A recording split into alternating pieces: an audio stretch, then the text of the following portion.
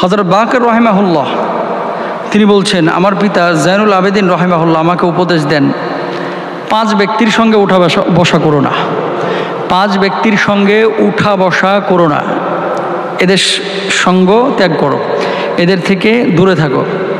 কারণ আপনি সেই সমস্ত মানুষের সঙ্গ গ্রহণ করবেন যে সমস্ত মানুষগুলো আপনাকে জান্নাতের পথ দেখাবে, সে সমস্ত মানুষগুলোর সঙ্গে আপনি চলবেন যে মানুষগুলো আপনাকে জান্নাতের পথ দেখাবে, সে মানুষগুলোর সঙ্গে উঠা বসা করবেন যে মানুষগুলোর সঙ্গে উঠা বসা করলে আল্লাহ এবং আল্লাহ রসুল সাল্লাল্লাহু আলাইহি ওয়াসাল্লামের পরিচয় পাওয়া যায় এবং তাদের প্রতি মায়া, মহব্বত, ভালোবাসা, হৃদ্যতা তৈরি হয়।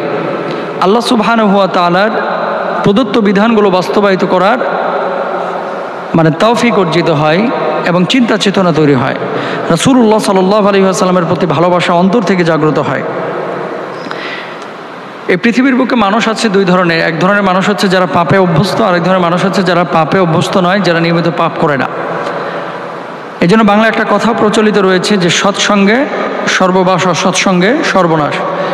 যদি সৎ মানুষের সঙ্গে আপনি চলাফেরা করেন তাহলে আপনার ভালো হবে, আপনি সৎ জীবনযাপনে অভ্যস্ত হবেন এবং সৎ জীবনযাপন যদি আপনি করেন তাহলে দুনিয়াতেও সফলকাম হবেন, আখিরাতেও আপনি সফলকাম হবেন।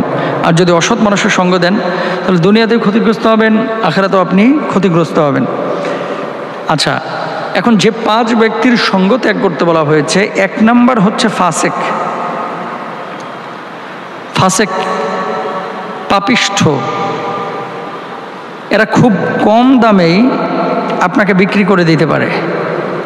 অর্থাৎ যখন আপনার সঙ্গে কথা বলছে তখন একভাবে, আরেকজন মানুষের সঙ্গে কথা বলছে তখন আরেকভাবে, তারপরে যখন মানুষের সঙ্গে উঠা বসা করছে, আপনাকে উপস্থাপন করছে, কখনো খুব আপনার ব্যাপারে প্রশংসা করতে করতে একেবারে আকাশে উঠিয়ে দিচ্ছে।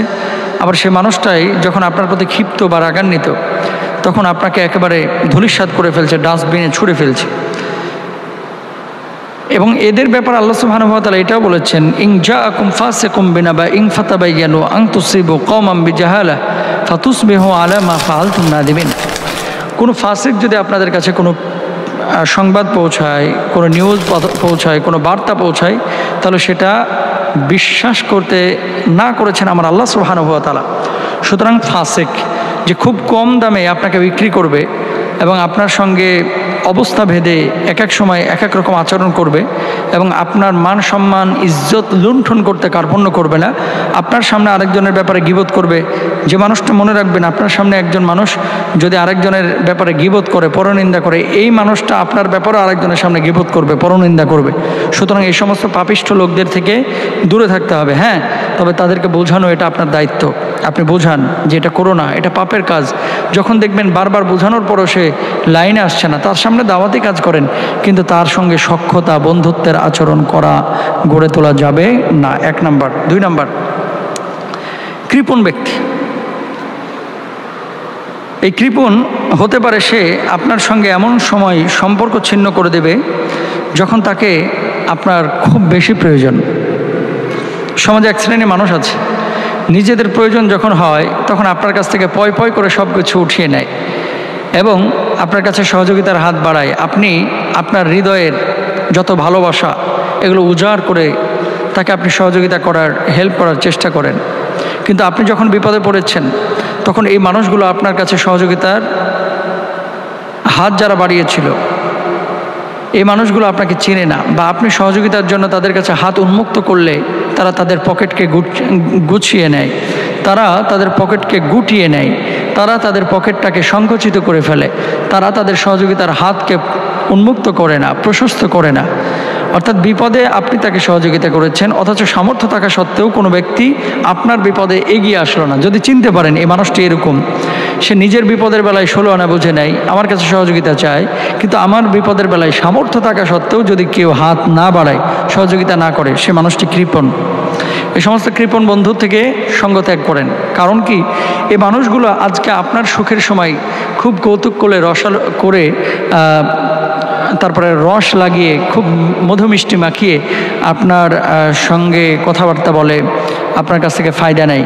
এই মানুষগুলো আপনার বিপদে যদি দূরে চলে যায় তাহলে জানবেন যে এই মানুষগুলো আপনার বন্ধু হওয়ার যোগ্য না।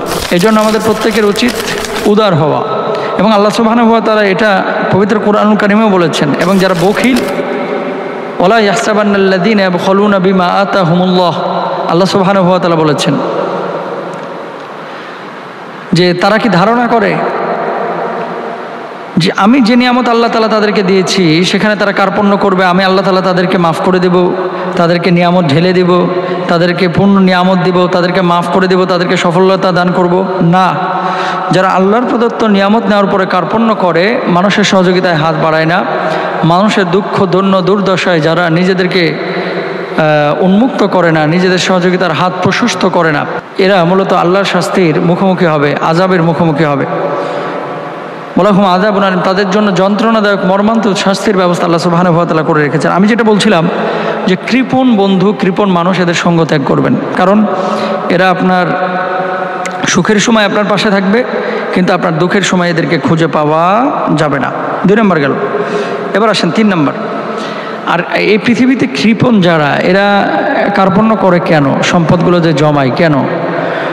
তাদের ধারণা পৃথিবীতে সে বহুদিন বেঁচে থাকবে। আসলে বহুদিন বাঁচতে পারে না, খুব অল্প সময় কিন্তু বেঁচে থাকে। এরপরে কিন্তু তার এই সম্পদগুলো উইপোকাতে খায় না, সন্তান বা পরবর্তী প্রজন্ম খায়। একটা পর্যায়ে 3য় generation, 3rd generation, 4th generation, তারা কিন্তু জানেও না যে এই সম্পদ কোথা থেকে উৎপত্তি হয়েছে, কেউ উপার্জন করে রেখে গেছে, জানতেও পারে না। তাহলে কার জন্য এত জমাচ্ছেন?